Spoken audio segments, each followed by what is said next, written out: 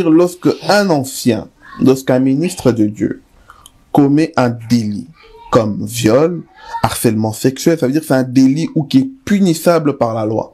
Comment, en tant qu'enfant de Dieu, on doit agir? On nous dit, voilà, il a commis quelque chose qui est punissable face à la loi.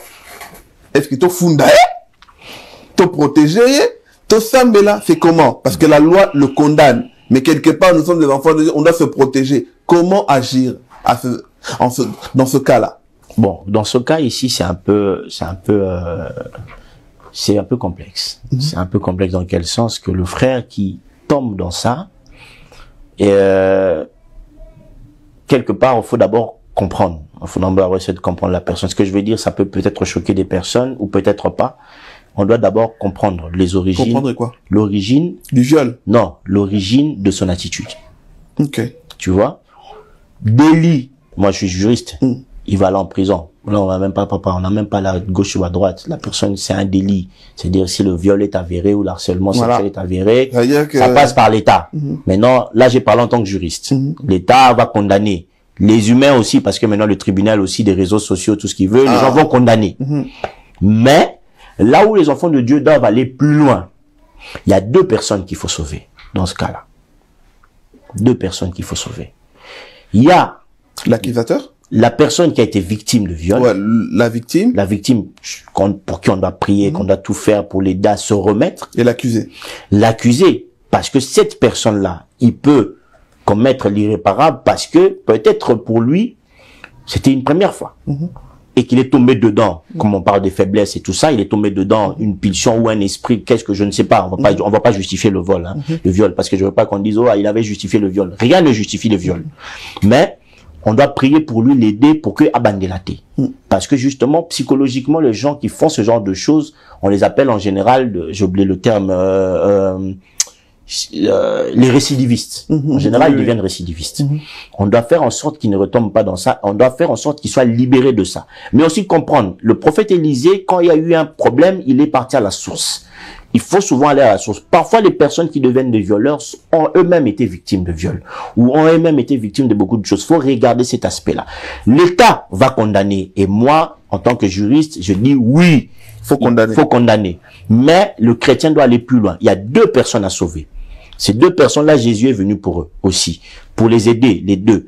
Maintenant, un serviteur de Dieu qui rentre dans une sphère d'harcèlement ou de viol, ça veut dire que quelque part, il y a eu des antécédents. Ça veut dire que quelque part aussi, sa conduite déjà le poussait un peu à arriver à ce niveau-là. On en revient à ce qu'on disait avant. Si tu sens que ces pulsions-là commencent à arriver, arrête. L'harcèlement, on peut parfois le faire sans s'en rendre compte. Il y a aux États-Unis, si tu rentres dans un bureau et que tu dis à une femme, oh, j'aime bien la jupe que tu as fait, ça fait ressortir tes formes.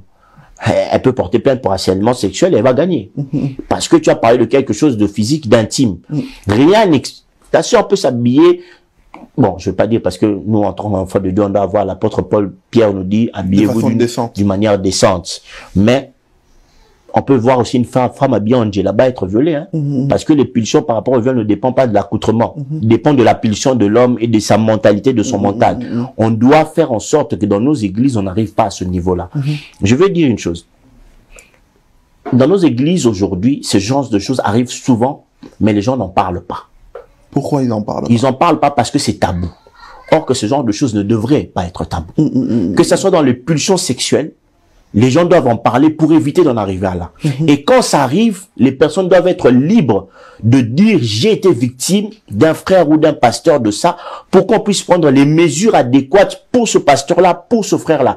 Pas d'abord pour le sauver, mais aussi pour le sanctionner. Parce que le fait de sauver une personne peut aussi passer par la sanction. Je vais m'aller plus fort. Je sais que ça va choquer des personnes. Quand l'apôtre Paul dit livrer une personne à Satan, qu'est-ce qu'il dit après la phrase? Il dit c'est afin de le sauver. Donc il y a certaines sanctions qu'on peut dire que cette personne, on doit y aller comme ça pour éviter que abandela, pour pouvoir le sauver, mais aussi pour abandonner. Qu'est-ce que l'apôtre Paul dit à Timothée? Sanctionne sévèrement et durement certaines personnes en public, pour que les autres puissent avoir peur.